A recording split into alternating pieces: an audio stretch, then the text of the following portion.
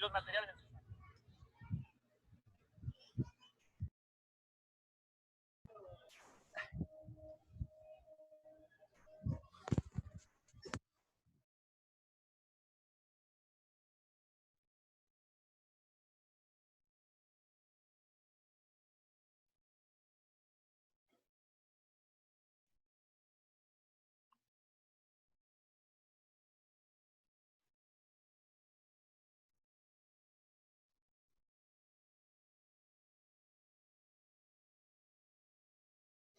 Bien, jóvenes, muy buenas noches.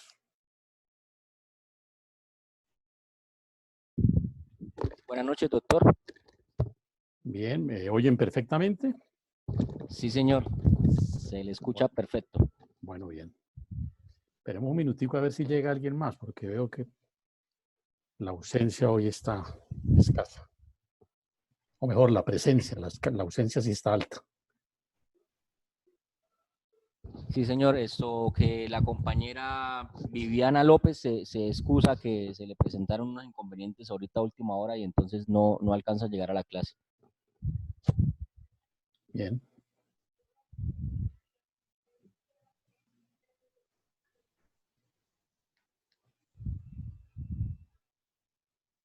Esperemos un minutico más, si no iniciamos nosotros, porque ¿qué hacemos?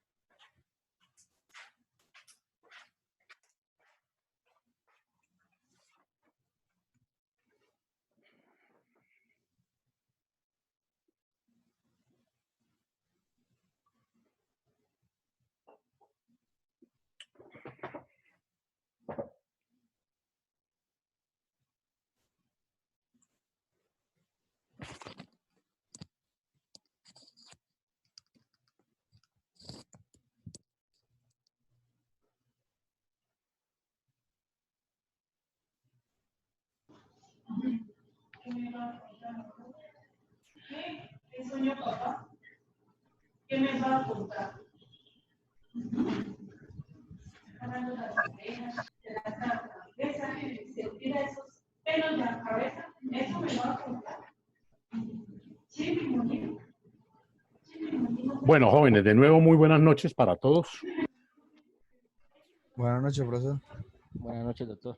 Buenas noches, Doc. Muy buenas noches. Les agradezco su presencia, pero igualmente les encarezco controlar los micrófonos para evitar los ruidos domésticos, que pues, son inevitables, pero nos interfieren. Por eso les agradezco controlar los micrófonos para esos efectos. En el momento en que vayan a interrogar algo, pues lo habilitan. Bien, jóvenes, retomemos el tema.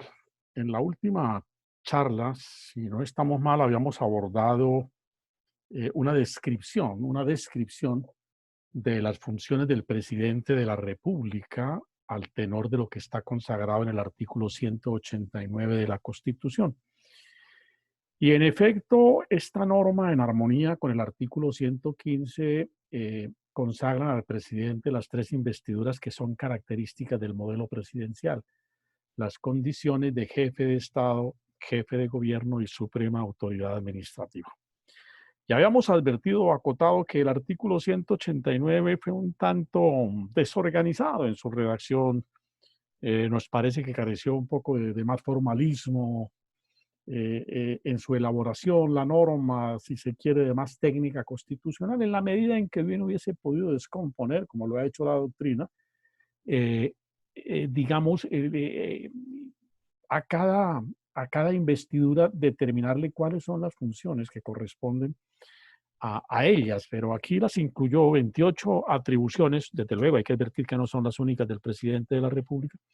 Las incluyó de manera un tanto desordenada. Por eso quiero que hagamos rápidamente el ejercicio para configurar de mejor manera todo el cúmulo de funciones que tiene el presidente de la República. Entonces, hablemos en primer término de aquellas funciones que por sus características, de las funciones contenidas en el artículo 189, que por sus características podemos afirmar corresponden al presidente de la República en su condición de jefe de Estado. Advirtiendo lo que ya, o recordando mejor lo que ya habíamos advertido, que implica la investidura, el título, la dignidad o la condición de jefe de Estado. Indica que el presidente de la República, en tanto tiene esa función de jefe de Estado, es la autoridad suprema del Estado.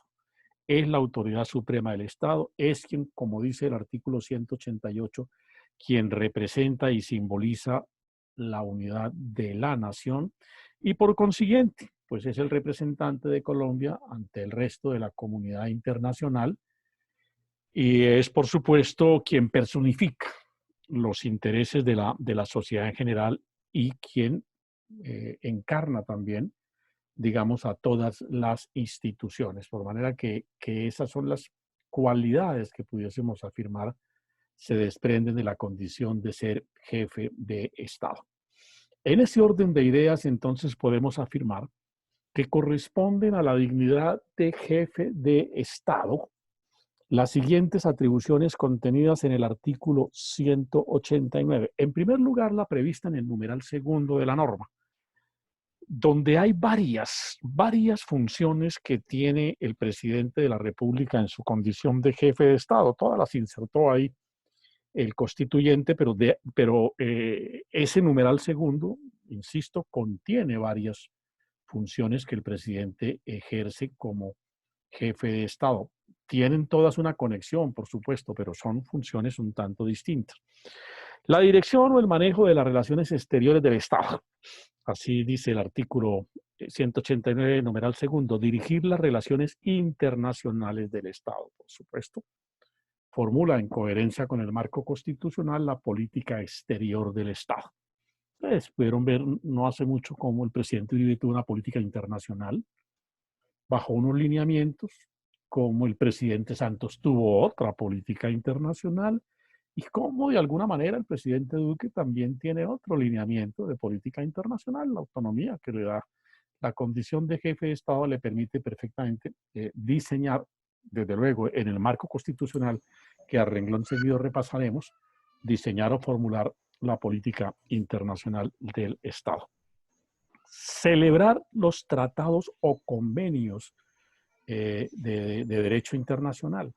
Se celebran los tratados con los demás sujetos de derecho internacional, particularmente con quienes tienen la condición de estados, con quienes tienen la condición de organizaciones o de organismos internacionales, con algunos sujetos atípicos, como la Santa Sede, por ejemplo, como la Soberana Cruz de Malta, como la Cruz Roja Internacional, pues también puede el Estado colombiano, el presidente de la República puntualmente en su condición de director de las relaciones internacionales, celebrar tratados o convenios con otros sujetos de derecho. La diferencia entre tratado y convenio es un tanto, digamos, puntual en el sentido de que el tratado es cuando los estados hacen acuerdos para tener prestaciones recíprocas, se dan y se reciben, ¿no? Entonces, los tratados generalmente se caracterizan por eso, se generan obligaciones y derechos mutua y recíprocamente. Los convenios son acuerdos, son tratados, por supuesto, pero puntualmente es un convenio. Un convenio es un tratado en el que las partes que lo suscriben formulan líneas de acción, ¿sí? Hacen acuerdos para actuar de determinada manera, para unar esfuerzos, por ejemplo, en orden a superar o a manejar cualquier coyuntura internacional, para emprender políticas conjuntas.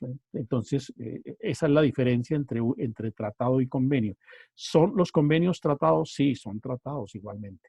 Lo que pasa es que puntualmente por convenio se entienden aquellos tratados en los que los estados formulan. Ahí no se generan derechos y obligaciones, sino que se hacen declaraciones expresivas de acuerdos tendientes a desarrollar conjuntamente una determinada acción. En cambio, los tratados sí se establecen cargas, obligaciones, responsabilidades, derechos y obligaciones para unos y para otros. Por eso los tratados generan responsabilidad y tienen un régimen especial de regulación en el derecho internacional, que es la Convención de Viena del año de 1969. Bien, en ese mismo marco, el presidente de la República nombra a los agentes diplomáticos del Estado, ¿sí? A los agentes diplomáticos y consulares, valga decir, a quienes representan frente a terceros estados con carácter político y con carácter administrativo al Estado colombiano. Los agentes diplomáticos, los embajadores, que son los agentes diplomáticos por excelencia, son voceros políticos del Estado ante una tercera nación o ante otra nación, ¿no? Manejan las relaciones internacionales del Estado, las formulan en un plano político. Los cónsules tienen una misión más administrativa, ¿sí? Y no todos los cónsules tienen condición o categoría de diplomáticos. Eso depende de una, digamos, una especie de regulación que sobre el particular se tiene establecido de manera puntual, de acuerdo a la trascendencia también de ciertos consulados. Bien, recibe el presidente de la República en su condición de jefe de Estado, dice el numeral segundo del artículo 189, a los jefes de otros estados. Él es, por eso cuando llega un jefe de Estado de otra nación, generalmente el presidente de la República a veces va al aeropuerto a recibirlo, como llegó el Papa, o llegan algunos presidentes, pues también depende de la jerarquía de los presidentes. En esto juega un poco, ¿no? Si es el presidente de los Estados Unidos, eso desde la semana anterior están ahí haciendo cola esperándolo que llegue. De acuerdo a ciertos presidentes, el trato, digamos, varía un poco, ¿no? Porque si viene por allá el presidente de una republiquita, pues lo recibe en Palacio y da cumplimiento a esa función y seguramente conversa con él y hace algunos acuerdos, pero en eso hay unas variaciones, ¿no? Y eso denota con suma claridad la trascendencia de ciertas relaciones internacionales para el Estado colombiano. Entonces, digamos que en el marco de lo previsto en el artículo 189, numeral segundo, esta es una función, son funciones varias. Ahí en el numeral segundo, insisto, están contenidas varias funciones, no son todas la misma. Tienen todas un hilo común, desde luego, todas están vinculadas al manejo de las relaciones exteriores del Estado, pero son funciones distintas. No es lo mismo firmar un tratado que nombrar un embajador. Son dos funciones distintas. Pueden tener un elemento común, sí, todas están vinculadas al manejo de las relaciones exteriores del Estado. En segundo lugar, podemos decir que es función del presidente de la República como jefe de Estado la función contenida en el numeral sexto de la Carta, del artículo 189, por supuesto. La función de proveer a la seguridad exterior de la República, defendiendo la independencia y la honra de la nación y la inviolabilidad del territorio. Declarar la guerra con permiso del Senado o hacerla sin tal autorización para repeler una agresión extranjera y convenir y ratificar los tratados de paz, de todo lo cual dará cuenta inmediata al Congreso de la República. Entonces, aquí encontramos también, al igual que en el artículo, que en el numeral segundo del artículo que estamos comentando, incluidas varias funciones en relación con el tema a que se contrae el numeral sexto. Proveer a la seguridad exterior de la República, a la seguridad exterior. Digamos que la defensa del Estado en el orden internacional es función que cumple el presidente de la República en su condición de jefe de Estado. Por eso la norma dice claramente proveer a la seguridad exterior de la República, porque proveer a la seguridad interior de la República es función o atribución que desempeña en su condición de jefe de gobierno. Entonces, provee como jefe o como jefe de Estado debe proveer todo lo concerniente a la seguridad exterior de la República, debe, por supuesto, defender la independencia y la honra de la nación, la inviolabilidad del territorio, declarar la guerra, que como lo vimos en su momento está supeditado al procedimiento contemplado dentro de las funciones privativas del Senado de la República y que debe darle el consentimiento, ¿sí? O en el evento en que se trate de repeler una agresión, creo que lo hemos dicho ya también en varias oportunidades, pues por supuesto debe actuar inmediatamente para repeler la agresión, para contener el ataque de otra nación, pues no necesita la autorización del Senado, debe actuar inmediatamente. La autorización del Senado es cuando toma la iniciativa de declarar una una guerra, ¿no? O de participar de pronto en un conflicto bélico. Imaginémonos pues en gracia de discusión, que nunca ocurra una eventualidad de esas, un conflicto del orden de la Segunda Guerra Mundial, donde las repúblicas o las naciones que fueron finalmente partícipes se iban vinculando gradualmente. La guerra se inicia, Estados Unidos no es participante inicialmente en la guerra. Estados Unidos entra a la guerra en 1941, 2, 3 años después de que la guerra ya se había iniciado. Bueno, y se inicia porque obviamente es víctima de un ataque en su base en el oriente, allá en la base de Pearl Harbor, cuando fue bombardeado por los japoneses, si mal no estamos. Pero a eso es a lo que quiero ir. Puede que en un momento dado, no, las situaciones pueden ser, de manera más puntual, declararle la guerra. Formalmente Colombia decide declararle la guerra al Estado B.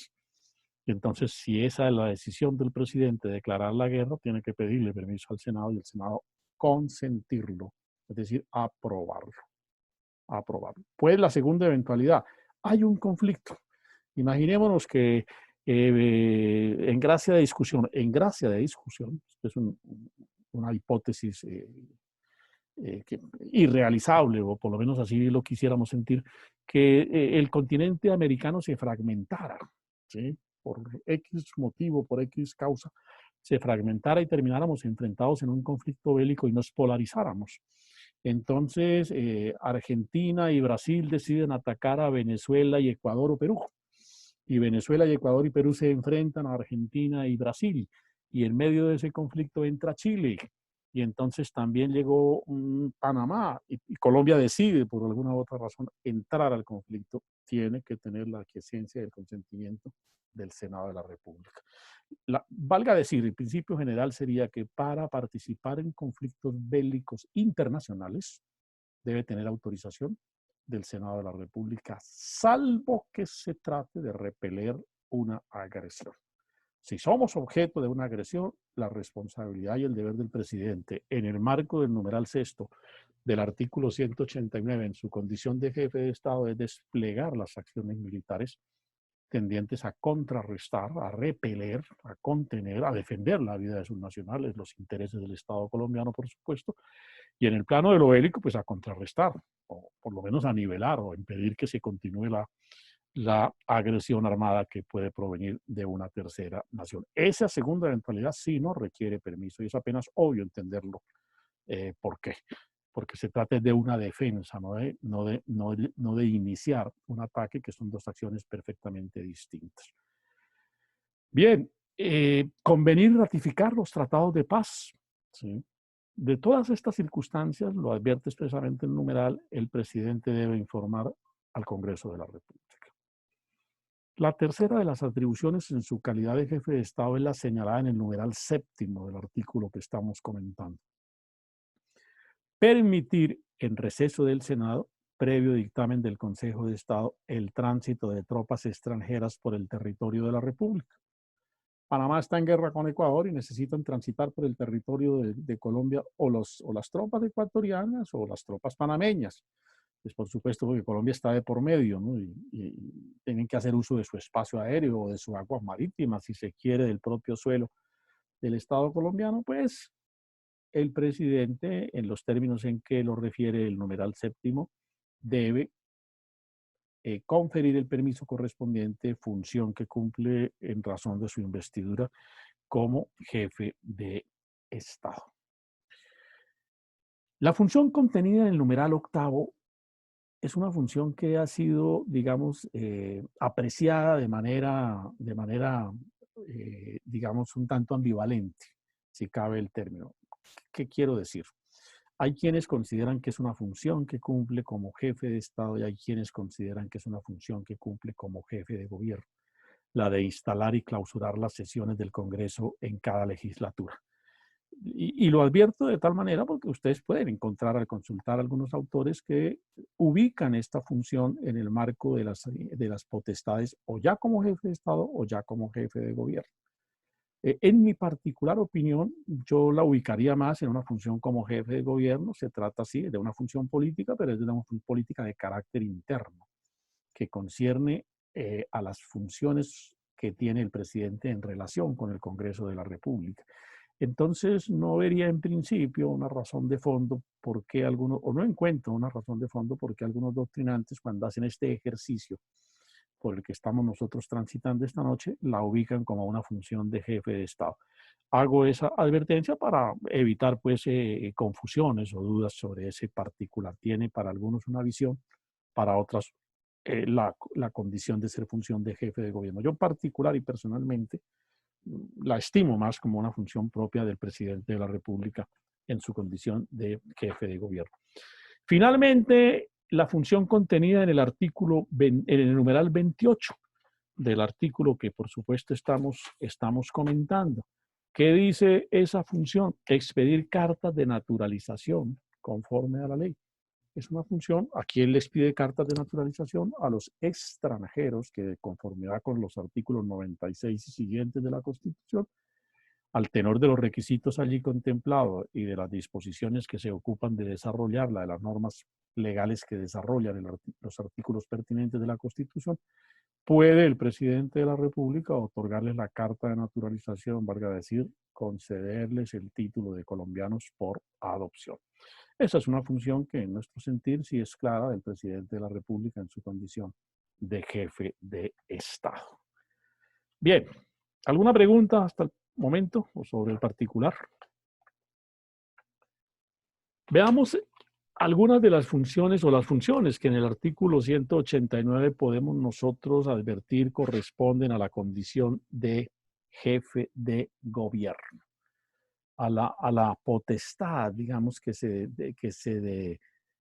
emana de la condición de jefe de gobierno, que es una de las características, hemos dicho, de la investidura o de la figura del presidente en los modelos que son típicamente presidenciales. ¿Qué significa la investidura de jefe de gobierno? Pues con el título de jefe de gobierno, con la investidura de jefe de gobierno, en su condición de jefe de gobierno es que el presidente de la República fija las políticas públicas del gobierno. En desarrollo de esas políticas, pues lleva todas las iniciativas legislativas al Congreso, función que cumple por intermedio de sus ministros, ¿no? En su condición de jefe de gobierno, cuenta con los ministros y con los jefes de los directores de departamentos administrativos con quienes dijimos al comienzo del tema, integra en sentido genérico el concepto de gobierno nacional. Entonces, y en su condición de jefe de gobierno, puede el presidente de la República delegar también algunas de las funciones que le tiene asignada tanto la Constitución y que también en virtud de la ley le pueden ser conferidas. Bien. Doctor, disculpe, con las buenas noches. Sí. Doctor, no, una preguntita, una duda que me queda del último inciso del artículo anterior, de esa facultad que le da el presidente para dar la nacionalización. No sé si lo sepa, ¿eso se da a través de algún ministerio o a través del consulado de cada país? No, en Colombia se dan las cartas de naturalización, las da el presidente de la República cuando los extranjeros que se domicilian en Colombia solicitan que se les otorgue la nacionalidad. El acto se da en Colombia y lo hace. El extranjero que pide esa nacionalización lo hace a través de algún ministerio en el país, Ministerio del Interior, o a través del consulado de cada país. Es la única duda es que se solicita. Escúchame, para solicitar la nacionalidad por adopción, el extranjero tiene que estar domiciliado en Colombia. Si la exigencia, una de las exigencias creo que es la ley 43 del 93, una de las exigencias de la ley es que esté domiciliado en Colombia. Si una de las exigencias es esa, pues el trámite tiene que hacerlo en Colombia. Los consulados atienden la condición de los colombianos que están domiciliados en el exterior. Los consulados son agencias del Estado, son funcionarios del Estado en el exterior para la atención de nacionales o de algunos asuntos del Estado en el exterior. Por eso los consulados, a título de ejemplo, cuando ocurre, digamos, alguna calamidad en un estado, lo que hay que hacer es averiguar de la suerte de los colombianos. Están permanentemente en función de los colombianos que por alguna circunstancia están privados de la libertad. Ahora, en el evento de la pandemia, han estado atentos los consulados a saber cuáles son los colombianos que eventualmente puedan estar afectados. En fin, son cuerpos o instituciones que son antiquísimas, entre otras. Vienen desde el derecho antiguo. Las sociedades antiguas crearon la figura de los consulados porque en la medida en que iban creciendo los extranjeros dentro de las ciudades antiguas, entonces las ciudades desplegaban un funcionario hacia otra ciudad para que atendiera en principio algunos asuntos de comercio, pero como crecía el número de personas de una ciudad en otra ciudad, pues entonces se designaban funcionarios para que atendieran a sus nacionales, a sus paisanos, pues a los oriundos de la misma ciudad en los conflictos o en los problemas que se les presentaran en la otra ciudad, como estar en el extranjero ciertamente.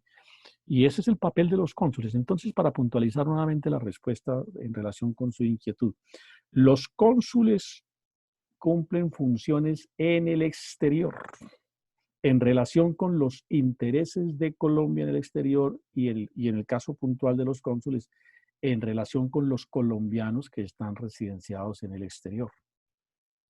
Ok, doctor. Una de las Ok. circunstancias que primeramente se le exige a un colombiano y que por lo demás es prudente hacerlo, algunos de ustedes seguramente, si no todos han estado en el exterior y de pronto alguno que otro ha vivido en el exterior por algún tiempo, saben que una de las cosas prudentes, aconsejables, además necesarias, entre otras cosas porque no se pierde el vínculo con el Estado colombiano, es inscribirse inmediatamente, se radica uno en el exterior, en el consulado más cercano a la ciudad donde uno vive, ¿no? No en todas las ciudades no hay cónsul, sería absolutamente imposible, pero los consulados tienen, pues, de acuerdo a sus ubicaciones, digamos, distribuida su jurisdicción, su presencia en todo el territorio. En Estados Unidos, por ejemplo, sería imposible tener consulado en todas las ciudades, pero hay como 20, 30 cónsules, qué sé yo, que tienen funciones a lo largo de toda la geografía del Estado americano. Entonces, ellos van cumpliendo en esas ciudades sus funciones. Entonces, digo, lo aconsejable es tan pronto se radica en el exterior, inmediatamente reportarse al consulado, porque el consulado tiene un control, digamos, un control de colaboración, de asistencia, de estar de alguna manera atento a las necesidades que se presenten, y por supuesto uno se puede valer del consulado también cuando requiera por alguna circunstancia el concurso o el auxilio de la autoridad colombiana o del Estado colombiano. A veces, escúcheme que aquí haga una referencia muy personal, no estuve por algún tiempo, no con el ánimo de domiciliarme como tal, pero en la medida en que entendí que iba a estar en alguna ocasión, por cerca de mes y medio, pues me reporté al consulado tan pronto llegué, porque uno no sabe en qué momento, así no tenga el ánimo de domiciliarse como tal, en qué momento, pues una estadía de mes y medio, de todas maneras, una estadía ya de alguna consideración. Y entonces, pues me reporté al consulado para que se supiera que yo estaba allá y que cualquier eventualidad, pues desde luego, pudiese auxiliarme y tener control. Ahora, con mayor razón si uno se domicilia, porque eso le permite participar en los procesos electorales.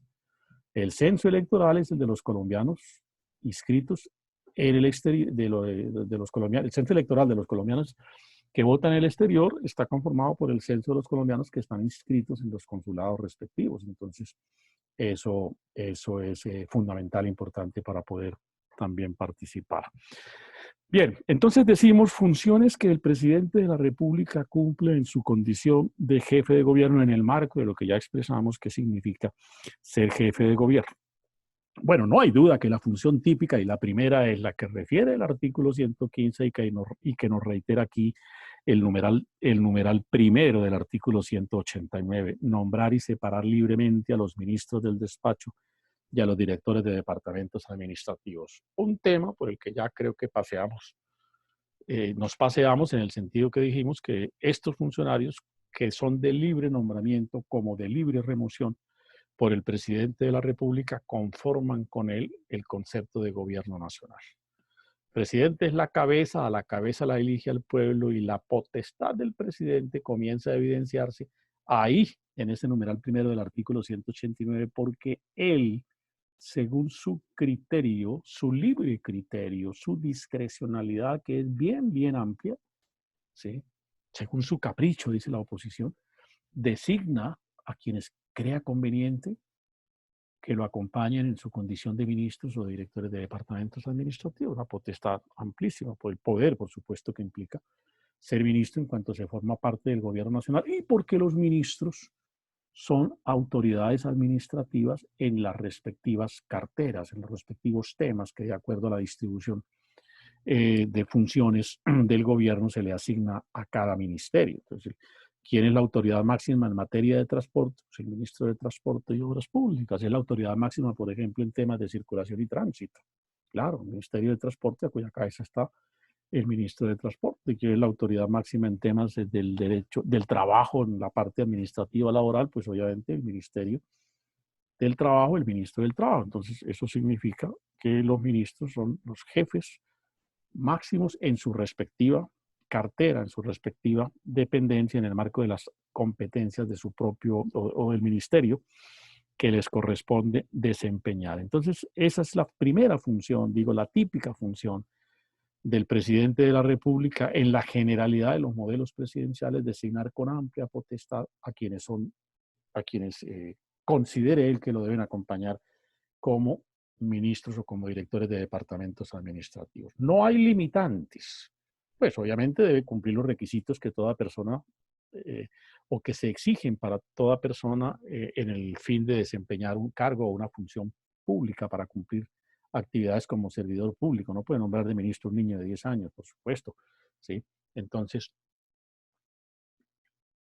debe sujetarse a ello, pero me refiero a que en lo demás no tiene condiciones que le impongan, digamos, ciertos límites al presidente de la República. Puede nombrar ministro de Agricultura a quien le provoque. Un médico, no necesariamente el ministro de Agricultura tiene que ser ganadero, ni agricultor, ni agrónomo, ni zootecnista, ni veterinario, pero un médico, un abogado, un economista, lo que quiera. Finalmente, ¿no? En el Ministerio de Salud puede nombrar, por ejemplo, el doctor Gaviria, que fue ministro de Salud del presidente Santos. No era médico, economista. ¿Por qué lo nombró el presidente? Lo digo en su momento, porque considero que la crisis de la salud es un problema financiero y necesito es un financista en el ministerio. Por eso estuvo el doctor Alejandro Gaviria, hoy en día rector de la Universidad de los Andes, algún tiempo como ministro de Salud. Entonces, no hay un condicionamiento en ese sentido. La única limitante que tiene el presidente hoy, la hemos advertido ya en pasadas oportunidades, es la ley de género, la cuota que debe conceder por mandato constitucional al género femenino, que de acuerdo a la ley que la desarrolló es del 30%, por eso las mujeres tienen una cuota de representación, no solamente en el alto gobierno nacional, sino generalmente en todos los cargos de la administración pública, porque esa ley, en desarrollo del canon constitucional, impone el deber de darle la adecuada participación. Bueno, adecuada es una manera de decir, las mujeres podrían tener perfectamente mucho más, y no solamente porque lo exige la norma, sino que tienen los méritos suficientes para llegar a tener, si se quiere, un número de cargos mucho más altos de los que hoy en día desempeñan. Pero lo que quiero hacer trascender es que hay un mínimo de mujeres que deben formar parte del alto gobierno nacional, valga decir, en el cuerpo de ministros y de jefes de departamentos administrativos, que es la única condición que el presidente de la República tiene. En términos prácticos, ¿qué significa? Que no puede nombrarlos a todos varones, tiene que darle representación a la mujer en los términos en que la ley lo dice. Por alguna época, cuando existió la figura del Frente Nacional, bajo la Constitución de 1800, bueno, bajo la reforma plebiscitaria de 1957, en el marco de la Constitución de 1886, que rigió hasta 1991, cuando esta carta la reemplazó. En el marco de esa Constitución y cuando se creó la figura del Frente Nacional en el 1957, que determinó que el poder político debía repartirse entre liberales y conservadores por igual y únicamente entre ellos, pues obviamente el presidente sí tenía una limitante de tipo político. Para la época eran entonces 13 ministerios. Tenía que nombrar 6 ministros liberales, 6 ministros conservadores, y el ministro número 13, pues era el de las fuerzas, para entonces se llamaba Ministerio de Guerra, pues nombraba más al oficial de más alta graduación y así superaba esos impases de tener que repartir el poder de manera matemática, milimétrica, entre liberales y conservadores, porque esa fue una exigencia constitucional que se nos impuso en 1957 a través del plebiscito que se votó en aquella época y que reformó la Constitución de 1886. Pero eso se acabó. Hoy en día los puede nombrar a todos de un solo partido. Quiere nombrarlos a todos verdes, rojos, amarillos, no tiene ningún problema. La única condición es la limitante de género. Bien, dirigir la fuerza pública. y disponer de ella como comandante supremo de las Fuerzas Armadas de la República. El presidente es el comandante supremo de las Fuerzas Armadas de la República. Él es la voz máxima dentro de las organizaciones militares del Estado. Entonces tiene la condición, digamos, como lo reza la norma aquí, de comandante supremo.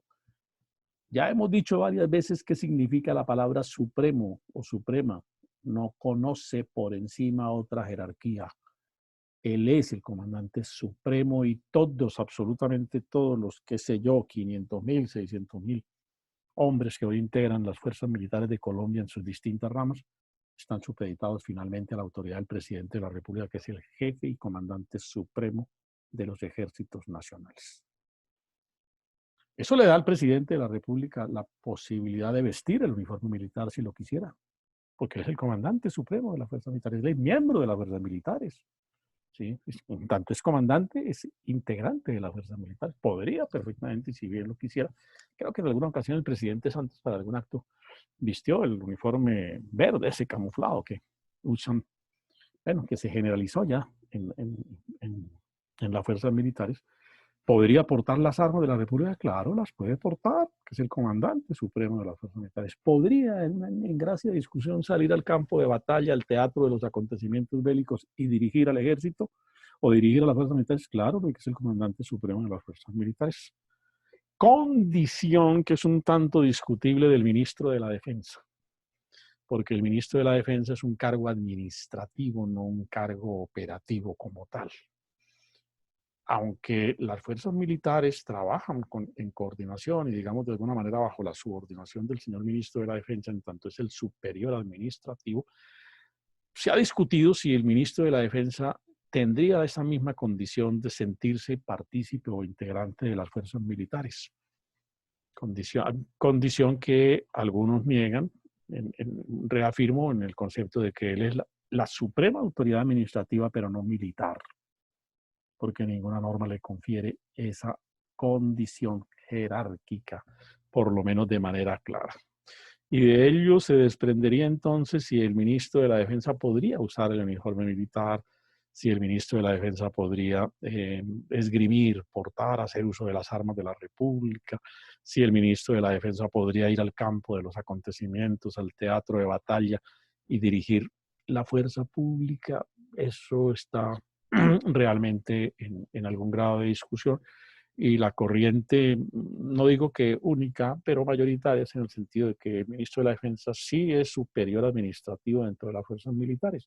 Por eso los militares en ese sentido trabajan un tanto en coordinación con el ministro de la Defensa y lo reconocen, por supuesto, lo reconocen como su superior administrativo. Ustedes ven que en muchos eventos, ruedas de prensa, por sobre todo, cuando el señor ministro de la Defensa hace uso de la palabra, lo acompañan lo que llaman en el argot militar los altos mandos, los comandantes de cada una de las grandes fuerzas que integran el grupo militar de Colombia o las fuerzas militares de Colombia.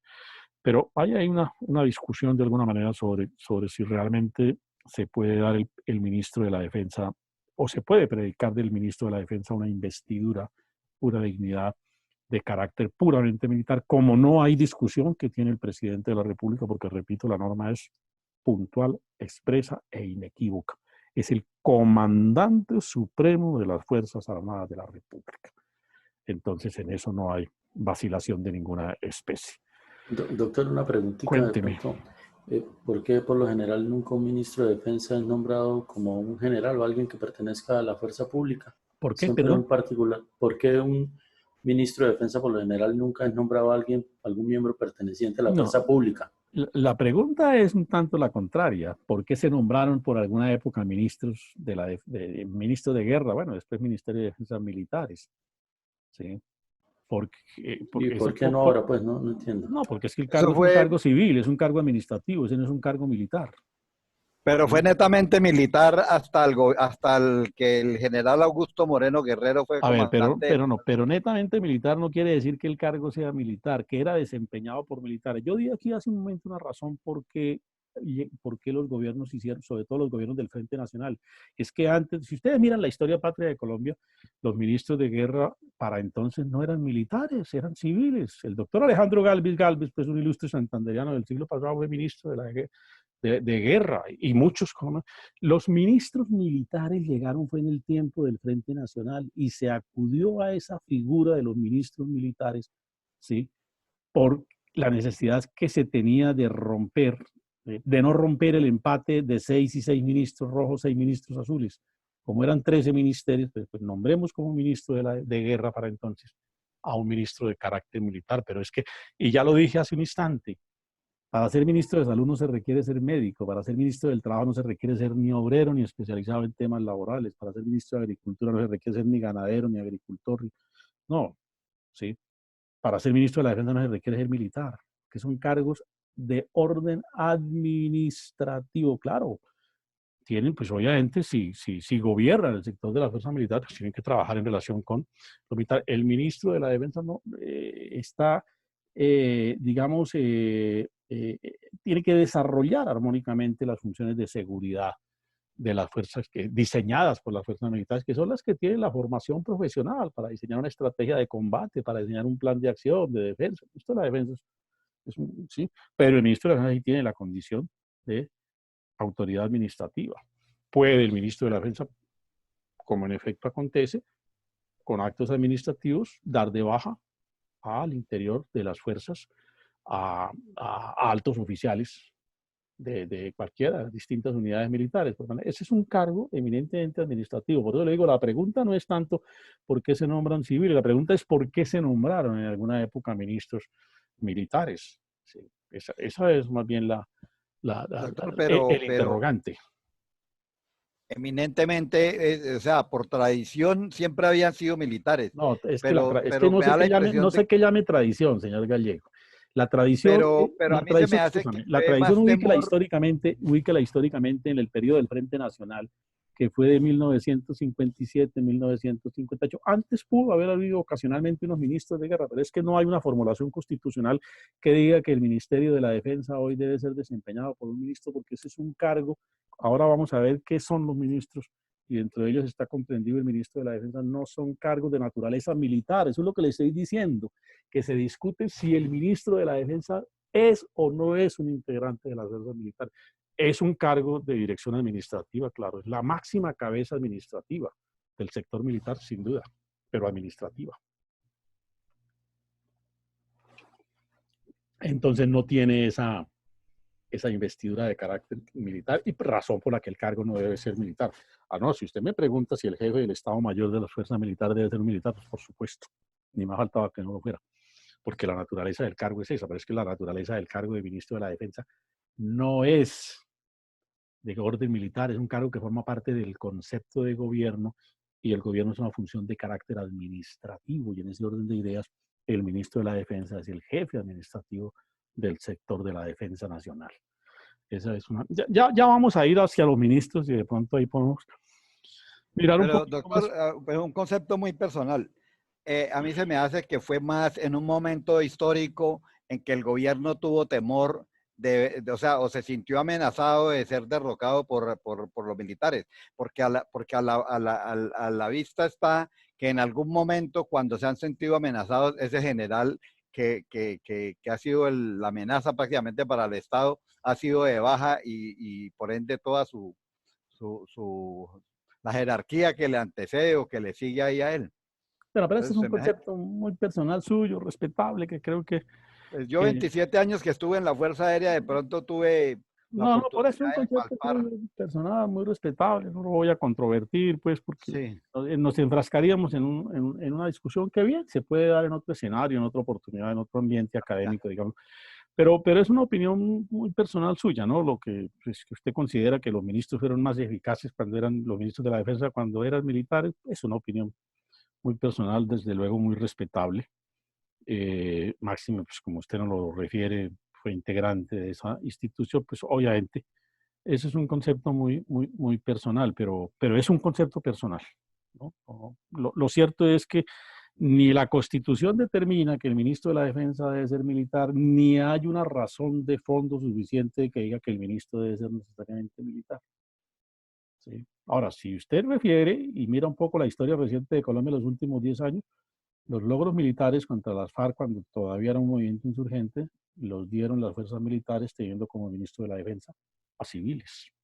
Y finalmente el gran logro militar que fue el proceso de paz, lo dieron con ministros de carácter civil. Esto no está demeritando, ni más faltaba, ni se me interprete así, la labor que cumplen los militares, pues patriótica, por supuesto, y Sí, digna de ahí todo sí, aplauso doctor, me da en su pena con respectivo usted escenario. discutirle, Pero es pero que los no, logros... es que no, No, no no, no, vamos a entrar en la pero discusión de la déjeme, yo le política. explico algo. No, Los logros militares que se dieron con ministros de defensa civiles fueron hipótesis de guerra planteadas por los claro, militares. pues eso es lo Que que le ellos estoy se diciendo. llevaron los laureles es otro cuento. Eso es lo que le estoy diciendo. El diseño de la estrategia militar, porque es un campo militar, corresponde a los militares, pero el superior administrativo del ministerio es el ministro de la Defensa y tienen que actuar en coordinación con el ministro de la Defensa. Eso es otra cosa muy diferente. Ah, sí, correcto. Sí. Pero bueno, eso es otro criterio. Lo cierto es en cánones o en términos constitucionales que esa es la circunstancia en relación con la potestad que tiene el presidente de la República de nombrar a los ministros del despacho, a dirigir la fuerza pública, a conservar en todo el territorio el orden público. Aquí estamos hablando de orden público interno y restablecerlo donde fuere turbado. Justamente lo que hace el presidente de la República por estos días cuando decretó el estado de excepción por perturbación del orden público como consecuencia de la pandemia que nos azota, pues es un desarrollo de este artículo en armonía con los requisitos o con las normas que hablan de la declaratoria del estado de excepción. Función del presidente de la República como jefe de gobierno es la de sancionar las leyes, tema del que ya hablamos, artículo 166 de la Constitución. La de promulgar las leyes, por supuesto, no solamente sancionarlas, sino promulgarlas. Ahí están los numerales 9 y 10 del artículo que estamos comentando. Naturalmente, obedecerlas y velar por su estricto cumplimiento. Es la función primaria del presidente de la República, hacer que las leyes se cumplan. Aquí hay una función que la vamos a enunciar ahora, pero que la vamos a desarrollar un poco en unas par de clases cuando veamos los distintos tipos de decretos que dicta el presidente de la República. Ejercer la potestad reglamentaria mediante la expedición de los decretos, resoluciones y órdenes necesarias para la cumplida ejecución de las leyes. Simplemente planteo lo siguiente. Una ley la dicta el Congreso de la República, pero las leyes como son generales, abstractas, impersonales, digamos, las leyes dan pautas generales. Las leyes no pueden prever la reglamentación de una determinada materia, simplemente consigna, digamos, los elementos generales respecto de la temática que se ocupa.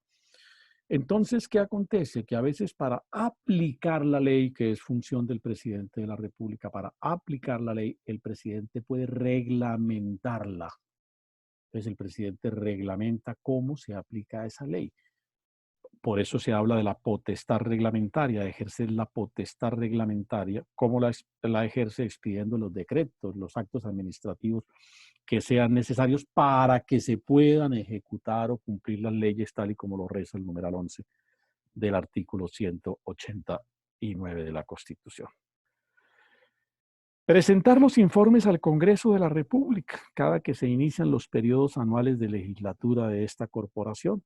Informes que son contentivos de todos los actos que la administración ha desarrollado, sobre cómo avanzan, se han ejecutado los distintos planes de acción del gobierno, pues en temas de desarrollo económico y social, y cuáles son los proyectos que el gobierno se propone adelantar durante la legislatura que se inicia, ¿no? Entonces el presidente, cuando va al Congreso a instalar las sesiones, pues expone qué fue lo que hizo en el año anterior y qué es lo que se propone presentar o motivar o trabajar en conjunto con el Congreso de la República. Entonces, esa es una función, por supuesto, como jefe de gobierno que tiene el presidente de la República. Digamos en términos generales que esas son, a grosso modo, las funciones del presidente de la República con tal investidura previstas en el artículo 189 de la Constitución. Ahora, aquí hay que hacer un asterisco para señalar lo siguiente. Dijimos aquí en el numeral cuarto del artículo 189, conservar en todo el territorio el orden público y restablecerlo donde fuere turbado. Y comenté que es la circunstancia que vivimos cuando el presidente decretó hace un mes el estado de excepción para poder manejar todas las dificultades que trae este fenómeno de la pandemia, que es universal y que, por desgracia, afecta también a la sociedad colombiana. De ahí se desprende un tema específico que está puntualmente reglamentado en la Constitución, que son los llamados estados de excepción, a que se refieren los artículos 212 a 215 de la Constitución. El artículo 212 dice que cuando se presentan ciertos hechos, bueno, 212, perdón, habla de que cuando se decreta la guerra exterior, Colombia, el presidente puede declarar un estado de excepción de manera tal que se autohabilita para legislar, para dictar disposiciones con fuerza de ley. Es decir, disposiciones que si las ponemos en la pirámide de Kelsen, que ustedes conocen perfectamente, estarían en el mismo plano o en el mismo peldaño de una ley expedida por el Congreso de la República. Por eso hablamos de decretos con fuerza de ley. Prevé igualmente el artículo 213 que cuando el conflicto es interno, ya no es exterior, sino interno, el presidente de la República puede igualmente decretar el estado de perturbación interior y asumir la condición de legislador para contrarrestar los hechos perturbatorios del orden público interno. Y el artículo 215, que es el que actualmente está aplicando el presidente de la República, le permite, cuando se presentan ciertas circunstancias, creo que el momento nos releva de tanta explicación. Claro, vamos a ir un poco más adelante a tratar ya puntualmente el artículo. Cuando se presentan ciertas circunstancias que afectan el orden público, que crean un estado de emergencia, pues el presidente decreta el estado de emergencia, se autohabilita como legislador. Estas referencias para significar lo siguiente, que todo el ejercicio de funciones que el presidente de la República hace cuando decreta uno cualquiera de los 3 estados de excepción, tema del que nos ocuparemos también pues en estos días que nos quedan de clase, cuando decreta uno cualquiera de los estados de excepción, hace uso de su investidura como jefe de gobierno, es decir, las funciones que el presidente ejerce en razón de los estados de excepción que contempla la Constitución son funciones que derivan de su condición de jefe de gobierno. Bien, finalmente, como suprema autoridad administrativa, ¿qué significa suprema autoridad administrativa? Que el presidente de la República tiene la dirección de la gestión de toda la rama ejecutiva. Él es el supremo director de los 17 ministerios que hay hoy en día en Colombia. 17 ministerios. Sí. Porque él es la suprema autoridad administrativa. Cada ministro es la autoridad administrativa máxima en su ministerio, pero el presidente es la suprema autoridad administrativa. Él tiene la potestad de formular todas las políticas públicas y eso de ahí se infiere la condición de suprema autoridad administrativa. Es el que orienta burocráticamente todo el aparato estatal, ¿sí? Es quien tiene la iniciativa de la ejecución presupuestal. Cuando vimos el tema de las leyes del Congreso de la República y puntualmente de la iniciativa legislativa, dijimos que hay ciertas leyes que son de iniciativa exclusiva del gobierno nacional y entre esos está el tema de la ejecución presupuestal y de la formulación de los planes y programas de desarrollo. Esas son funciones como suprema autoridad administrativa, valga decir, eso es lo que le da la connotación de suprema autoridad administrativa. Entonces, como suprema autoridad administrativa, el presidente, en relación con las funciones contenidas en el artículo 189, podríamos decir un tanto por sustracción de materia que aquellas que no reseñé como funciones de jefe de Estado y como funciones de jefe de gobierno, todas las demás se ejercen como suprema autoridad administrativa. Todas las demás funciones que no reseñé como funciones de jefe de gobierno, las ejerce el presidente como suprema autoridad administrativa. Si se quiere, para decirlo en términos numéricos, a partir de la función número sí, de la atribución o función número 13 del artículo 189 hasta la función número 27 son funciones que cumple el presidente de la República en razón de su investidura como suprema autoridad administrativa. No voy entonces a entrar a detallarlas. Desde luego, ustedes las consultarán. Sí. Pero pues no voy a entrar aquí a leerlas, ni voy a entrar a detallarlas, simplemente las reseño a todas estas como funciones que se ubican en el marco o en la calidad o condición del presidente de la República como suprema autoridad administrativa. Bien. ¿Alguna pregunta? ¿Alguna inquietud? Veamos entonces una gran atribución que tiene el presidente de la República, que por lo demás tiene una regulación constitucional muy expresa. Es la función de la dirección de las relaciones internacionales del Estado. La función de las relaciones internacionales del Estado, tema que está arreglado en la Constitución a partir de el artículo 224. A partir del artículo 224, ubiquen la Constitución ustedes ahí en el artículo 224, porque pues no es el único artículo, ya vamos a ver que hay otras normas que aluden también a las relaciones internacionales del Estado. Entonces, aquí en estas normativas encontramos, digamos, el sumum constitucional de el manejo de las relaciones exteriores, cuya responsabilidad y potestad le corresponde al presidente de la República. Por favor, alguien que me ayude con la lectura, en primer lugar, del preámbulo de la Constitución. Si alguien me ayuda un momentito con su lectura. ¿Qué dice el preámbulo de la Constitución? Pues obviamente vamos a ver qué dice en relación con el tema de las relaciones internacionales del Estado. A ver. ¿Sí?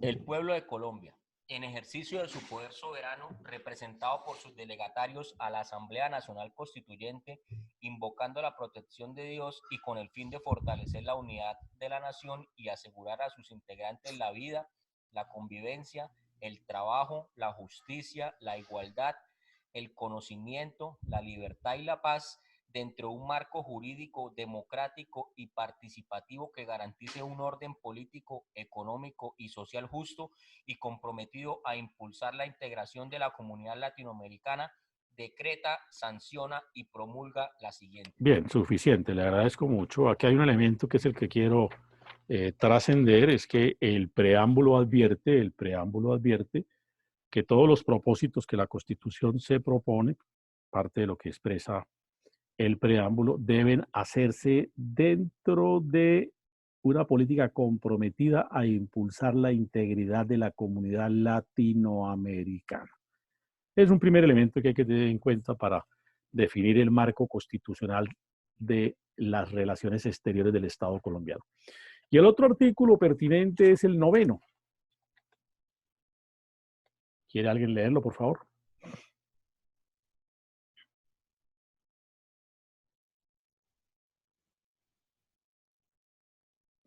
¿Nadie? Artículo 9. ¿Cierto? Las relaciones exteriores del Estado se fundamentan en la soberanía nacional, en el respeto a la autodeterminación de los pueblos y en el reconocimiento de los principios del derecho internacional aceptados por Colombia. De igual manera, la política exterior de Colombia se orientará hacia la integración latinoamericana y del Caribe. Bien. Y los artículos 226, creo.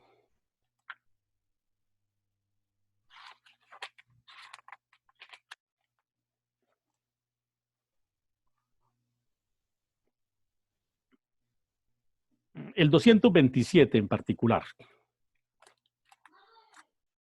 ¿Quién lo lee o lo leo yo? Alguien que me ayude. ¿Reglas de procedimiento aplicables? ¿Perdón? ¿Reglas de procedimiento aplicables, doctor? El 227. Sí, doctor, las disposiciones contenidas en los capítulos anteriores referidas al proceso legislativo ordinario que no sean incorporadas. No, el artículo 227. Sí, aquí tengo un 227. No, el 227 es la integración latinoamericana. Sí, léalo. Listo, doctor, si me permite entonces lo leo. Integración latinoamericana, artículo 27. El Estado promoverá la integración económica, social y política con las demás naciones y especialmente con los países de América Latina y del Caribe, mediante la celebración de tratados que sobre bases de equidad, igualdad y reciprocidad creen organismos supranacionales, supranacionales, no alcanzo a leer acá. Bueno, continúo yo. Inclusive para conformar una comunidad latinoamericana de naciones. La ley podrá establecer elecciones directas para la constitución del Parlamento andino y del Parlamento latinoamericano. Bien, del preámbulo, del artículo 9, del artículo 27, de las normas que hemos leído con el concurso de ustedes, es pertinente entonces llegar a la siguiente conclusión. Que el marco constitucional de las relaciones exteriores en Colombia está constituido por los siguientes elementos. En primer lugar, por el respeto al principio de la soberanía nacional. En segundo término, por el respeto al principio de la autodeterminación de los pueblos.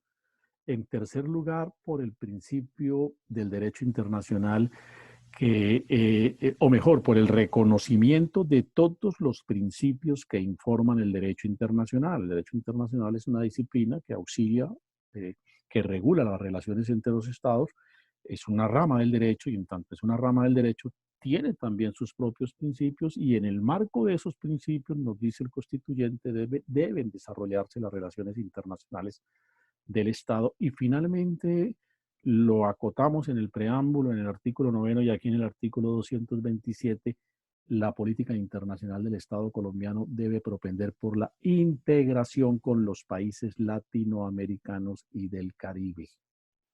Eso no es que el presidente, fue porque es que el presidente de Colombia es amigo del presidente de determinado país, ¿no?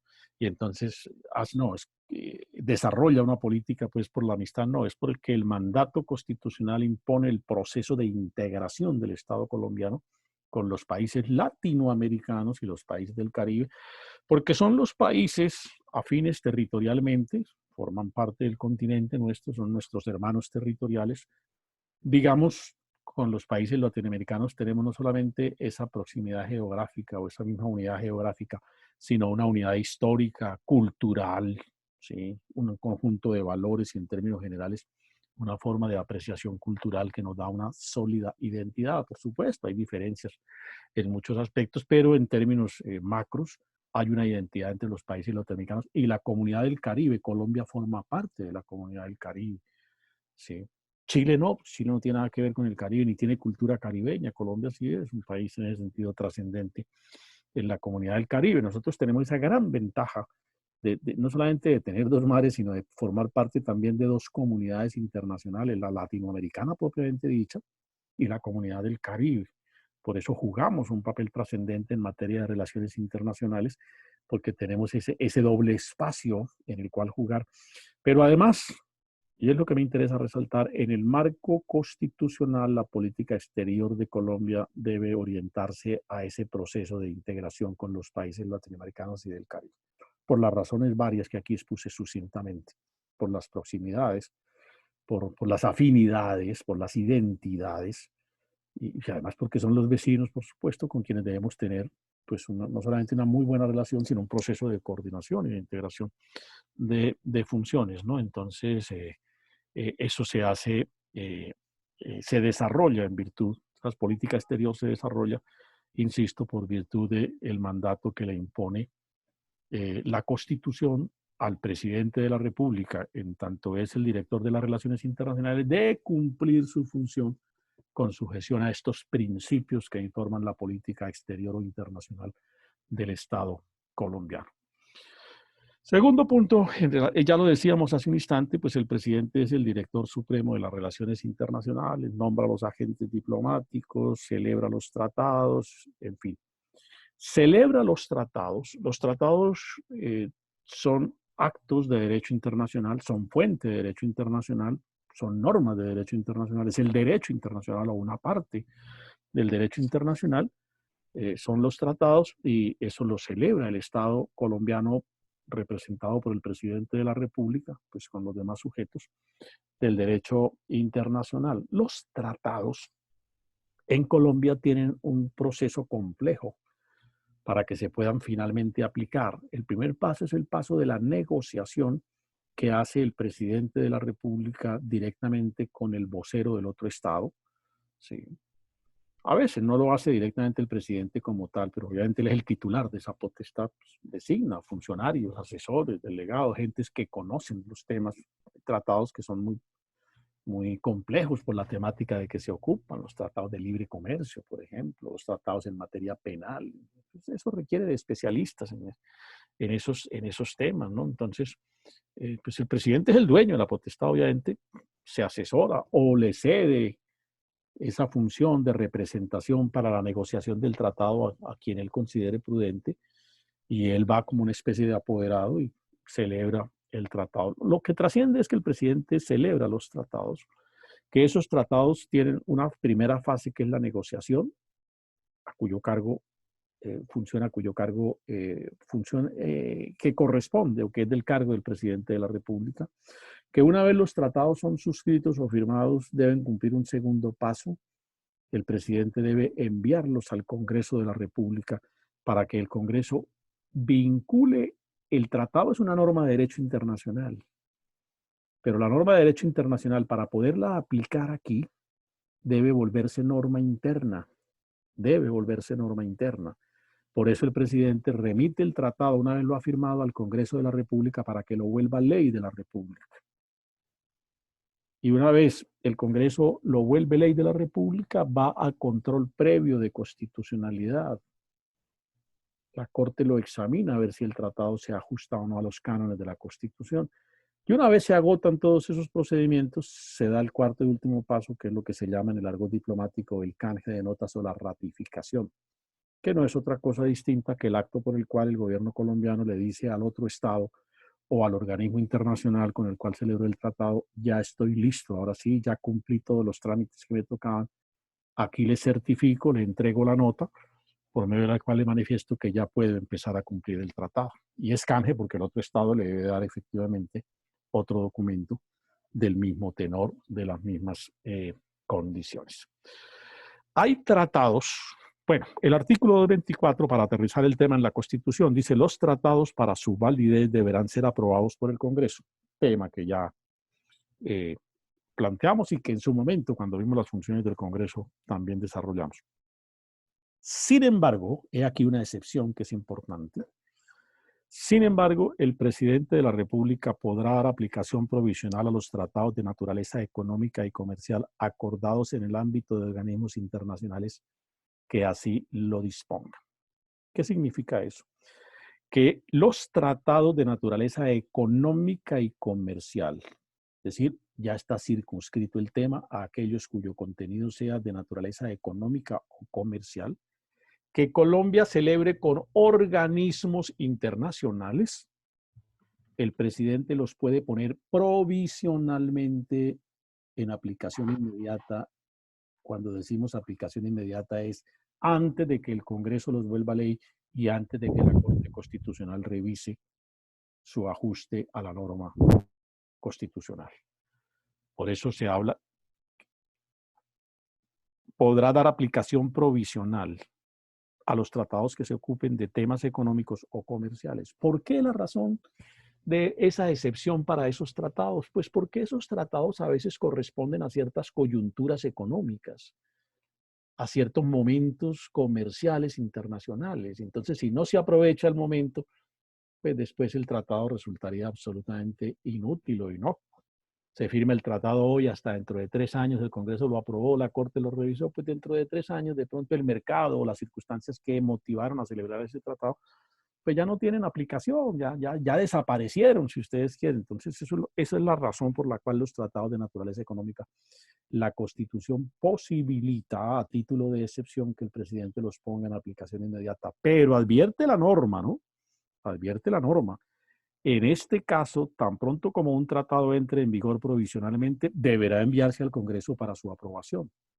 Es decir, tan pronto el tratado lo puso el presidente, este tipo de tratado lo puso en aplicación provisional, debe mandarle el tratado al Congreso para que se surta el trámite de su aprobación mediante ley y de su revisión por la Corte Constitucional. Y estarán ustedes seguramente que son acuciosos preguntándose, bueno, y si lo puso en aplicación provisional y el Congreso no lo aprueba como ley, ¿qué ocurre? La solución la tiene la Constitución. El tratado debe inmediatamente dejarse de aplicar. Si el Congreso niega la aprobación del tratado como ley, el tratado debe dejarse de aplicar. Lo mismo ocurriría si la Corte Constitucional dice que el tratado es inconstitucional. Inmediatamente se conoce ese pronunciamiento, como se está aplicando con carácter provisional, y así se pactó con la otra parte internacional, que es con carácter provisional, supeditada al agotamiento positivo de estas formalidades. Pues si el Congreso no lo volvió ley o la Corte lo declaró inconstitucional, el tratado debe inmediatamente dejarse de aplicar porque su práctica, su ejercicio fue una excepción determinada con un carácter excepcional y condicionada a esas circunstancias. El artículo 225, ¿sí?, nos habla de la Comisión Asesora de Relaciones Exteriores, cuya composición será determinada por la ley, es cuerpo consultivo del presidente de la República. ¿Qué ocurre con este artículo? Cierto es que por razón de ser jefe de Estado, el presidente es el dueño, amo y supremo director de las relaciones internacionales del Estado. En eso es él, y absolutamente él, quien tiene esa potestad. Bien podría el presidente hacer lo que a bien quisiera, ¿sí? Porque esa es una característica del jefe de Estado. No tiene control. El jefe de Estado no responde. Y en este caso, pues tiene una potestad, digamos, abierta, muy abierta en relación con el manejo de la política exterior del Estado, supeditada a los presupuestos constitucionales que ya mencionamos naturalmente.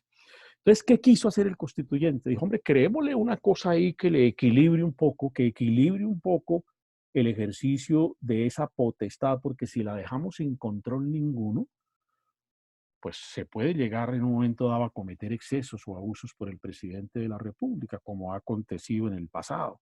¿Sí? Un presidente que le dio por regalar las islas o los islotes de los monjes, o presidentes que han cometido hierros, errores o equivocaciones en ejercicio de esa potestad absoluta que en materia de manejo de las relaciones exteriores se tiene. Entonces el constituyente dijo, mire, equilibremos un tanto, tanta potestad, tanto poder del presidente de la República expresado en el manejo de las relaciones exteriores, equilibrémoslo un poco y creemos un cuerpo que se llama Comisión Asesora de Relaciones Exteriores, advirtiendo para no perturbar la investidura de jefe de Estado y la potestad que como jefe de Estado tiene en el manejo de las relaciones exteriores, que las funciones que ese cuerpo cumple son de carácter consultivo, no decisorio. La comisión asesora no es una comisión decisoria, es una comisión asesora de relaciones exteriores, es cuerpo consultivo del presidente de la República. Entonces le crearon un organismo que si bien no le interfiere al presidente de la República la potestad y la soberanía que tiene para disponer de las relaciones exteriores del Estado, no es menos cierto que en cuanto se vuelve un cuerpo consultivo y asesor, de alguna manera permite orientar, si se quiere. Esa es la función, la razón de ser de la comisión, orientar al presidente de la República, asesorarlo, como dice su denominación, cuando tome decisiones en materia de relaciones exteriores, por sobre todo relaciones que pueden ser de una gran importancia o de una gran trascendencia. Y entonces dice la norma constitucional, cuya composición será determinada por la ley. Crea la Comisión Asesora de Relaciones Exteriores. Le da el carácter de cuerpo consultivo que no decisorio y dice la ley reglamentará, determinará todo lo pertinente a la composición de esa Comisión Asesora de Relaciones Exteriores. Pues bien, la ley efectivamente lo ha hecho. Lo hizo primero mediante la Ley 68 del año 1993. La Constitución es del 91, en el año 93 el Congreso de la República expide la Ley 68 por la cual, bueno, ya la Comisión venía de tiempo atrás, se reorganiza la Comisión Asesora de Relaciones Exteriores y se reglamenta el artículo 225 de la Constitución Política de Colombia. Y entonces allí la Ley 68, que les ruego consultar, dice cómo se integra la Comisión Asesora de Relaciones Exteriores. ¿Qué funciones tiene la Comisión Asesora de Relaciones Exteriores? Esa Ley 68, hay que tener claridad, fue objeto de una modificación por la Ley 955 del año 2005. La Ley 255 del año 2005 modificó el numeral segundo del artículo primero de la Ley 68 del 93, modificó el artículo séptimo de la Ley 68 de 1993. En ese orden de ideas, rápidamente, creo que de pronto tema para ya cerrar la clase de esta noche. Digamos que la Comisión Asesora de Relaciones Exteriores que crea el constituyente en el artículo 225 es reglamentada por la Ley 68 del 93 en los siguientes términos. Primero, el artículo primero dispone cómo se compone la Comisión Asesora de Relaciones Exteriores. Y en ese orden de ideas fija distintos tipos de integrantes de la comisión. Los primeros son los expresidentes de la República elegidos por voto popular. Todo aquel que haya sido presidente de la República, que esté en condición de expresidente y que lo haya sido por designación popular, al tenor del artículo 260 de la Constitución, por derecho propio forma parte de la Comisión Asesora de Relaciones Exteriores. ¿Por qué razón los expresidentes? El constituyente considera, y el legislador, por supuesto, que los expresidentes que han manejado las relaciones exteriores del Estado, que han tenido esa responsabilidad, que han tomado decisiones en ese orden de ideas y que la política exterior del Estado es una política que debe tener continuidad para hacerla constructiva en el marco de los cánones constitucionales, pues los expresidentes de la República deben ir a asesorar al presidente de la República. Deben ir a asesorar al presidente de la República porque ya pasaron por ahí, ya hicieron el curso, ya tienen la formación, ya conocieron la comunidad internacional, ya saben en un momento dado cómo reacciona un presidente, un expresidente de otro país, qué sé yo. Entonces, finalmente, la comisión asesora se conforma, en primer lugar, por los expresidentes de la República elegidos por voto popular. Repasemos rápidamente, hoy en día, ¿quiénes formarían parte de esa comisión en su condición de expresidentes? A ver si la memoria no me falla. Estarían, por supuesto, el presidente Gaviria, el presidente Samper, el presidente Pastrana, el presidente Uribe, el presidente Santos. No sé si haya de ahí para atrás. Pues el último de los expresidentes, digamos, de los viejos expresidentes era el doctor Belisario Betancur, que murió pues hace relativamente poco tiempo. Creo que no hay ningún otro expresidente en este momento vivo que por derecho propio forme parte de esa comisión. Pero indistintamente de quienes la integren hoy, el principio legal es que por derecho propio forman parte de esa comisión los expresidentes de la República elegidos por voto popular. En segundo lugar, y aquí tengan en cuenta la modificación de la Ley 955 del año 2005. Esa ley modificó el numeral segundo del artículo primero de la Ley 68 del 93. Y la norma que rige es la que tiene la Ley 955. Estará integrada igualmente esa comisión por 12 miembros elegidos de los integrantes de las comisiones segundas constitucionales. ¿Por qué de las comisiones segundas constitucionales? Porque ustedes saben que por reglamento del Congreso esa es la comisión que se ocupa de todos los asuntos de las relaciones exteriores del Estado. Por esa razón, el legislador introdujo, porque inicialmente había dicho 3 congresistas, 6 congresistas, 3 del Senado, 3 de la Cámara con sus suplentes. modifica en el año 2005 para decir no, los miembros del Congreso deben formar parte de la comisión segunda del Senado y de la Cámara, que es la comisión que por regla legal le corresponde la temática de las relaciones exteriores del Estado.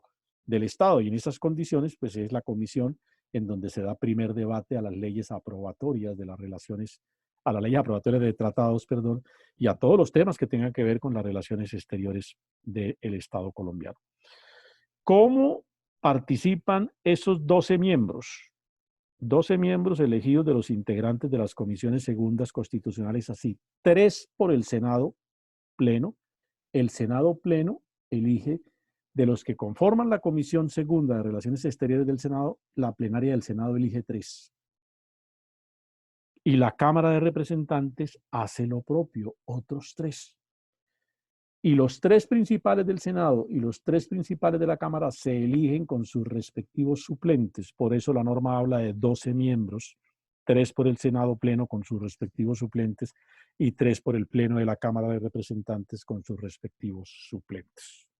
Entonces el Congreso participa en la Comisión Asesora de Relaciones Exteriores a través de los voceros que son designados en los términos en que la ley 955 modificó la ley 68 de 1993. En tercer lugar, forman parte de la Comisión de Relaciones Exteriores 2 miembros designados por el presidente de la República. El presidente de la República libremente escoge 2 personas que en tanto él los designa, entran a formar parte de la Comisión de Relaciones Exteriores.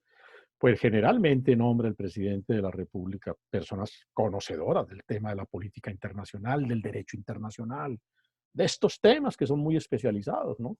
No va a improvisar nombrando pues ahí a quien le consiguió 20 votos por allá en la vereda del Hoyo del municipio El Hueco, no. Personas calificadas, porque esa es la razón de ser, permitirle al presidente que se asesore. El presidente no tiene por qué saberlo todo. El presidente no tiene que saber de derecho de los tratados. El presidente no tiene que saberlo todo en materia de política internacional, que es una política muy compleja, ¿sí? En todos los campos, en todas las dimensiones, en lo económico, en lo político propiamente dicho. Entonces, se requiere que haya personas que sean versadas en esos temas y por eso le permite la ley al presidente que 2 de sus voceros formen parte de esa comisión. Entonces está integrada por los expresidentes de la República, por los miembros del Congreso de la República en los términos en que la ley 955 del 2005 actualizó la norma y por 2 voceros que designa el presidente de la República. ¿Qué se requiere para ser miembro de la comisión asesora? Valga decir, ¿qué calidades se exigen? Están contenidas en el artículo 2 de la ley 68 del 93. Para ser miembro de la Comisión Asesora de Relaciones Exteriores se requiere haber sido ministro del despacho, jefe de una misión diplomática de carácter permanente, profesor universitario de Derecho Internacional o Comercio Exterior por 10 años, o tener título universitario con especialización en Derecho Internacional o Comercio Exterior, reconocido por el Estado colombiano, con anterioridad de por lo menos 10 años a la fecha de elección o designación. Ustedes ven que es cualificada y cualificada con rigor la condición para ser miembro de la Comisión Asesora de Relaciones Exteriores. No cualquiera lo puede ser. Desde luego, los expresidentes, por el hecho de ser expresidentes, lo son. ¿Sí? De los miembros que le corresponde elegir a cada corporación, por lo menos uno y su respectivo suplente, deberá pertenecer a partido o movimiento político distinto al del presidente de la República.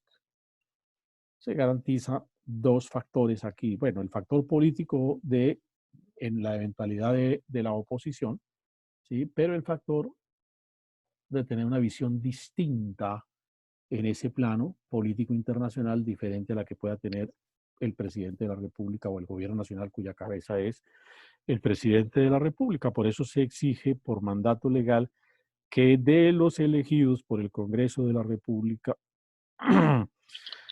por lo menos uno y su respectivo suplente deben ser o pertenecer a partido o movimiento político distinto al del presidente de la República. Sí. Ahora, el parágrafo 2 nos aclara que las calidades que se exigen en el artículo 2 no se precisan tampoco para los miembros del Congreso Nacional, porque ahí sí sería absolutamente difícil, por no decir que imposible. Bien. Estaban mandando unos mensajes, pensé que eran preguntas, pero no, estudiantes ahí excusándose. Bien, entonces, las calidades pues se exigen básicamente es para los miembros designados por el presidente de la República. ¿Qué funciones tiene la Comisión Asesora de Relaciones Exteriores? Precisando la exigencia constitucional, es un cuerpo consultivo, no es un cuerpo decisorio. ¿Qué significa eso? Que la manera como la Comisión Asesora de Relaciones Exteriores enfoque un tema, vea un asunto, la conclusión a la que llegue después de analizar uno cualquiera de los temas relacionados con la política exterior de Colombia, no le obliga al presidente de la República, no le obliga. En gracia de discusión, la comisión podría decirle, presidente, no declare la guerra. No le declare la guerra a un tercer estado, cualquiera que sea, por estas y estas razones. El presidente bien puede tomar la decisión de declarar la guerra, porque la opinión es apenas consultiva, no tiene poder coercitivo, no lo sujeta, no lo condiciona. A eso se refiere el carácter de cuerpo consultivo. En ese marco, la comisión estudiará los asuntos de política exterior que el presidente le ponga a su consideración, por supuesto. Temas, la política internacional de Colombia, las negociaciones diplomáticas y la celebración de tratados públicos, la seguridad exterior de la República, los límites terrestres y marítimos, el espacio aéreo, mar territorial, zona contigua y plataforma continental. Todos estos son elementos que integran el concepto de territorio del Estado, por supuesto. Todas las decisiones que se van a tomar en relación con estos aspectos, el presidente debe proponerlos para oír la opinión de la Comisión Consultora o Asesora de Relaciones Exteriores, todo lo pertinente a la reglamentación de la carrera diplomática y consular, y todos los proyectos de ley sobre materias propias del ramo de las relaciones exteriores. Y además, los otros temas que el presidente de la República le quiera proponer a esa comisión. Cuando haya negociaciones internacionales en curso y el gobierno lo considere pertinente, procederá a informar a la Comisión Asesora de Relaciones Exteriores sobre el particular. Y precisa el artículo 4 de la Ley 68, los conceptos de la comisión no tienen carácter obligatorio, es decir, no le obligan al presidente de la República. Serán reservados, salvo cuando ella misma, de acuerdo con el presidente de la República, determine que se publique. Por la trascendencia del tema, no es un tema complejo, un tema de mucha reserva, sobre todo cuando envuelve temas de seguridad nacional o de acciones del Estado en materia internacional, pues son temas que tienen cierta confidencialidad, cierta reserva, por eso se impone que sus temas tengan carácter reservado y solo pueden ser publicitados si la comisión y el presidente así lo disponen. Los tipos de reuniones ordinarias como cuerpo consultivo, las que serán convocadas por el presidente, y las informativas que las puede convocar el ministro de Relaciones Exteriores. Las consultivas es cuando el presidente las convoca y les dice, mire, ¿ustedes qué opinan sobre esto que yo pienso hacer? ¿O qué me aconsejan hacer frente a esta circunstancia o coyuntura internacional? Y las informativas, no hay necesidad de que el presidente las convoque el ministro de Relaciones Exteriores para informarle a la comisión qué es lo que el gobierno está haciendo, simplemente para contarle. El ejercicio del cargo de miembro de la Comisión Asesora de Relaciones Exteriores es incompatible con la representación, agencia o asesoría de entidades de derecho público o personas de cualquier nacionalidad.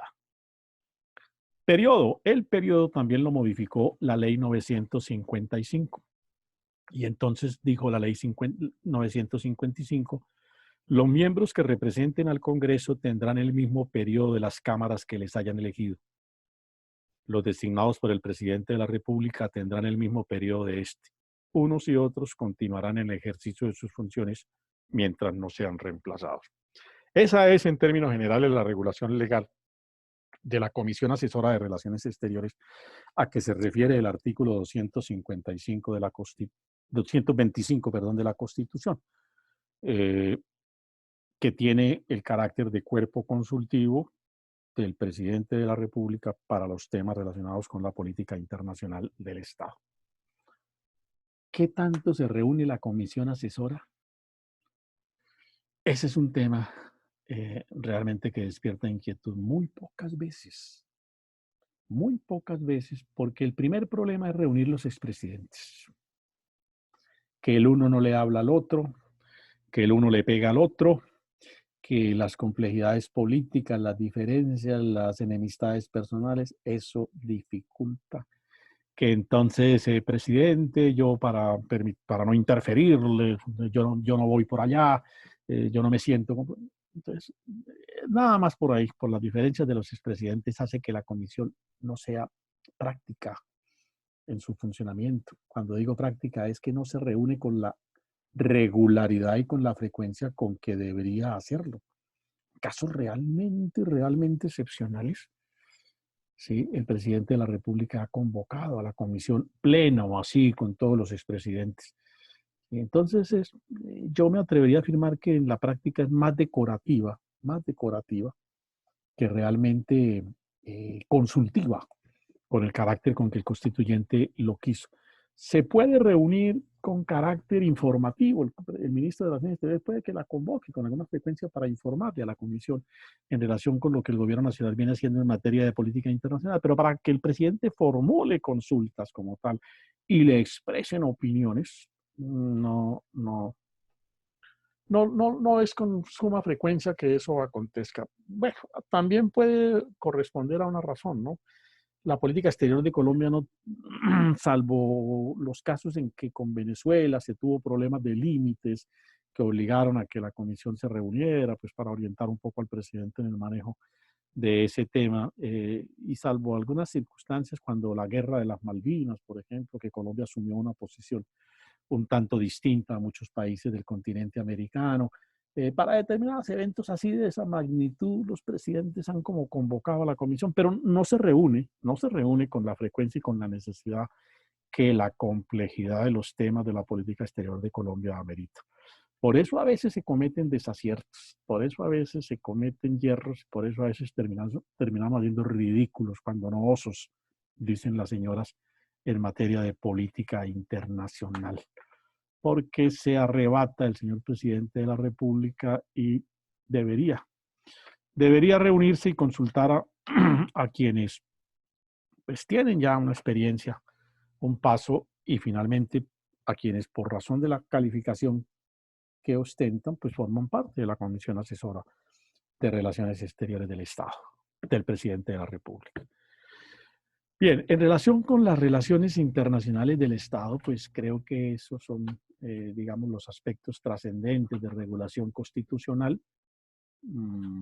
Los artículos que citamos, los marcos constitucionales, el preámbulo, el artículo 9, el artículo 227. Bueno, el artículo 226, el Estado promoverá la internacionalización de las relaciones políticas, económicas, sociales y ecológicas sobre las bases de equidad, reciprocidad y conveniencia nacional. Pues todos estos artículos dan los marcos constitucionales sobre los cuales el presidente debe finalmente dirigir y formular la política del Estado colombiano en materia de relaciones internacionales. ¿Alguna pregunta? ¿Alguna inquietud?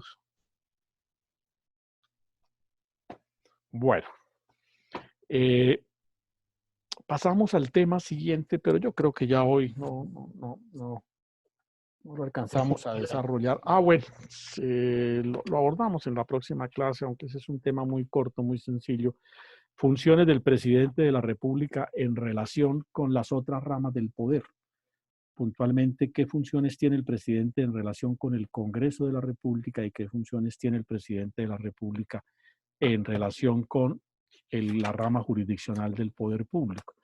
Recuerden que uno de los principios que informan la teoría de la tridivisión del poder público es que si bien las ramas son autónomas e independientes en su formación y en el ejercicio de sus potestades y atribuciones, no es menos cierto que trabajan armónicamente, trabajan en un grado de colaboración sin perder su característica de autónomas y de independientes, trabajan armónicamente porque finalmente el Estado es uno solo, porque finalmente los objetivos y los fines del Estado son únicos, son los mismos y por consiguiente todo el poder público debe estar en función del logro de esos objetivos del Estado. Por eso se impone el principio de la armonía de las ramas del poder público. Y eso es lo que se expresa cuando en el artículo 200 se nos dice qué funciones tiene el gobierno en relación con el Congreso y qué funciones en el artículo 201 le corresponden en relación con la rama judicial del poder público.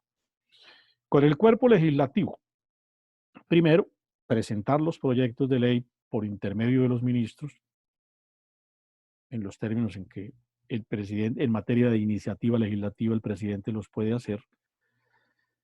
El derecho de objetar las leyes, que ya lo vimos en el artículo 166, y el deber de sancionar, promulgarlos y velar por su aplicación, que es también función del presidente de la República. La segunda atribución en relación con el Congreso es convocarlo a sesiones extraordinarias. El tema de las sesiones extraordinarias ya lo vimos también en su oportunidad. En tercer lugar, proponerle o presentarle al Congreso de la República el Plan Nacional de Desarrollo y de Inversiones Públicas conforme a lo dispuesto en el artículo 150. Es una ley especial que se le impone aquí como deber del presidente en relación con el Congreso. Debe presentar un plan de desarrollo. Lo hace cada 4 años cuando se inicia el gobierno y la Constitución reglamenta todo el procedimiento que tiene la expedición de esa ley. Enviar a la Cámara de Representantes el proyecto de presupuesto de rentas y gastos. Dijimos, recuérdenlo bien, joven, que en Colombia no hay una competencia reglada, amplia en materia de iniciativa legislativa, que los proyectos pueden tener origen indistintamente en el Senado o en la Cámara. Pero fíjense que este proyecto, también lo advertimos en su momento, dispone que el proyecto de presupuesto de rentas y gastos que se estructura para todos los años debe presentarse en la Cámara de Representantes. De manera específica señaló la competencia para iniciar el proceso de formación de la ley de presupuesto por la Cámara de Representantes. Tiene el presidente la obligación de rendir a las cámaras los informes que le soliciten sobre los negocios que no demanden reserva. Y, por supuesto, prestar eficaz apoyo a las cámaras cuando ellos lo soliciten, poniendo a su disposición la fuerza pública si fuere necesario. Las autoridades del Congreso de la República, la mesa directiva del Congreso, el presidente del Congreso es el presidente del Senado. Y la mesa directiva del Congreso la conforman el presidente del Senado como presidente, el presidente de la Cámara como vicepresidente, el secretario general del Senado como secretario de la mesa directiva del Congreso. Le pueden pedir al gobierno nacional que les preste la seguridad pertinente y el gobierno está en el deber de prestar esa colaboración, proporcionar, si fuera el caso, los recursos logísticos y humanos necesarios para garantizarle la seguridad a las cámaras cuando sea necesario, poniendo a su disposición la fuerza pública si fuera necesario.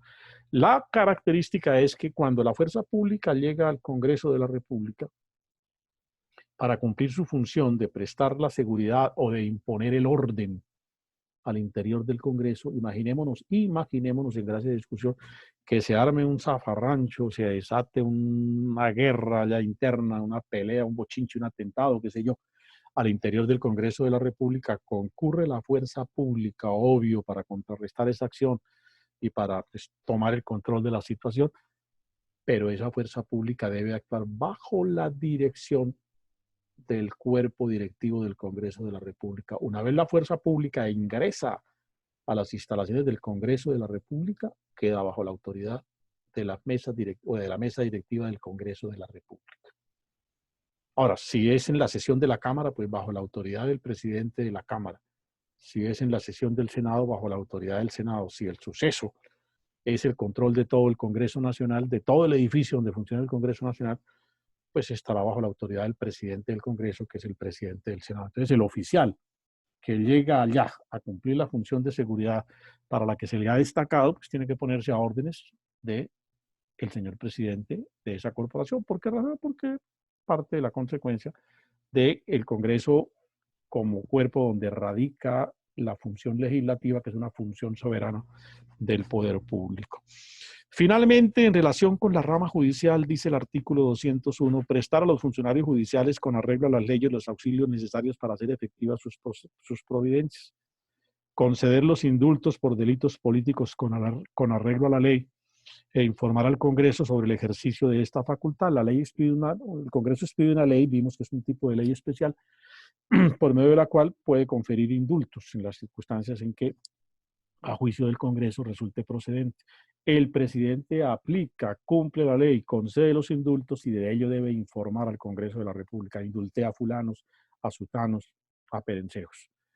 En ningún caso estos indultos podrán comprender la responsabilidad que tengan los favorecidos respecto de los particulares. Bien, entonces esas son en términos generales las funciones del presidente de la República y la función que como director de las relaciones exteriores del Estado cumple al tenor de la regulación constitucional.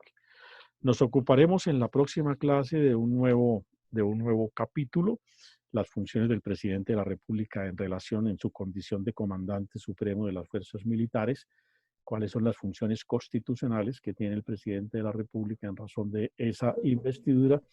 Y como el tema es relativamente breve, pues nos ocuparemos igualmente de las distintas clases de decretos que dicta el presidente de la República. Al igual que las leyes, no todos los decretos son del mismo tenor, del mismo alcance. Hay unos que son de mayor jerarquía, que son de mayor importancia y, por supuesto, tienen una temática puntual o particular. De eso nos ocuparemos también en el desarrollo de ese tema de las distintas clases de decretos que expide el presidente de la República. Jóvenes, les deseo muy buena noche, les agradezco su participación, su interés y ojalá descansen plenamente. ¿Alguna pregunta, alguna inquietud? Muchas gracias, doctor. Buenas noches, Bueno, muy amable. Muchas gracias para doctor. todos. Buenas noches. A las Buenas notas ya noches, está doctor. Buenas el tema, noches. ¿no? Para que las consulten. Sí, señor. ¿Qué? Sí, profesor, gracias. Bueno, pues muy amables. Gracias.